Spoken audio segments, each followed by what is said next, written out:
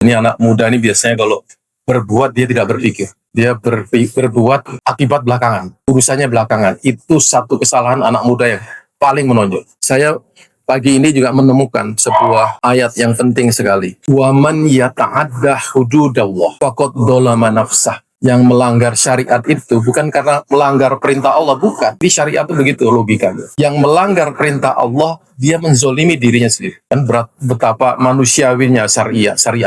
Jadi orang berbuat maksiat itu dolimun linafsihi. La tadri la'allallah yuhdisu ba'da zalika amron. Dia tidak tahu Allah nanti akan berbuat apa sesudah itu. Tidak mungkin Allah membiarkan orang bermaksiat kemudian Anda lepas biasa saja. Ternyata fine-fine aja, saya juga tidak mungkin. Wala tahsabannallahu ghafilan ya'malud dhalim. Tidak akan Allah membiarkan orang-orang yang melakukan kezaliman. Kezaliman bukan menzalimi orang lain, menzalimi diri sendiri itu adalah kezaliman. Hati-hati ya, Anda masih mempunyai masa depan yang jauh panjang. Jangan melukai perjalanan itu dengan perbuatan yang tidak penting, perbuatan yang hanya sesaat. Itu masalah syahwat, masalah kemarahan, menzalimi diri sendiri karena dia marah, itu adalah kezaliman. Mencuri, saya berkali-kali saya katakan bahwa orang yang sabar ketika dia miskin, dia tidak mencuri. Ini ada satu kasus yang aneh. Dia tidak punya HP, dia tidak sabar karena tidak punya uang, dia mengambil HP-nya orang lain. Itu tidak sabar namanya. Ya kalau tidak mampu membeli, dia harus bersabar diri bahwa dengan tidak mampu itu dia bisa mampu berbuat yang lain. Itu cara berpikir yang kreatif seperti begitu. Kalau Anda mencuri, saya katakan berkali-kali juga, tidak akan kaya orang yang mencuri, tidak akan miskin orang yang berinfak atau berzakat.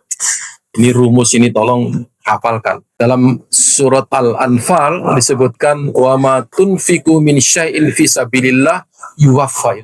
Orang yang memberi itu pasti dikembalikan oleh Allah pada kali. Wa antum la tudlamun, dan Anda nggak akan dirugikan oleh Allah. Memberi itu tidak akan dirugikan. Maka ini saya menganggap sebuah hukum alam ya. Untuk kita akan lebih dapat banyak. Man a'ta wattaqa wa saddaqa bil husna fasannu yasiru lil husna. Akibat orang yang memberi adalah kemudahan. Itu ada a'ta wattaqa. Wattaqa di sini adalah dia berhati-hati agar pemberiannya itu tidak menyakiti orang lain ataupun batal karena dia mengomongkan dengan takabur dan menyakiti. Ada orang yang non-muslim ini, benar ya. Dia ini seorang atlet yang tidak perlu saya sebut namanya. Dia juara dan hadiah dari kejuaraannya itu ya sekitar 0,5 M begitu. Dia berikan pada orang lain. Ya, saya tidak terlalu membutuhkan untuk itu. Saya belum membutuhkan. Ya udah saya kasih aja sama orang lain. Ternyata Tuhan, dia percaya sama Tuhan ya. Ternyata Tuhan mengganti saya. Tiba-tiba ada produk sesuatu minta saya menjadi bintang iklan yang saya dapat lebih banyak daripada yang saya kasih pada orang lain. Itu hukum alam ya. Orang-orang Cina itu adalah orang-orang yang terkenal giver. Kalau dia memberi, dia menolong, dia betul-betul menolong. Bisa jadi orang ini mengeluarkan uang 1 triliun karena dia percaya kepada orang yang telah menolong dia bertahun-tahun. Dia memberi itu penting bagi dia. Makanya kata memberi itu diterjemahkan dalam bidang politik akhirnya menjadi korupsi. Orang-orang ini memberi sesuatu supaya dapat sesuatu. Itu akhirnya dilogikakan.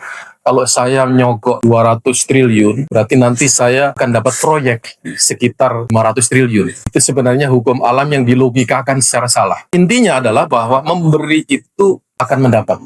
Barang siapa memberi, dia akan mendapat. Barang siapa berbuat kezaliman, dia akan mendapatkan akibat. Barang siapa melakukan kebaikan, akan mendapatkan kebaikan untuk diri sendiri. In ahsantum li anfusikum. Logikanya jelas sekali di dalam Al-Quran. Kita ambil pelajaran dari situ. Ya mudah-mudahan kita selamat dari hal-hal yang tidak penting dan mencelakakan masa depan kita.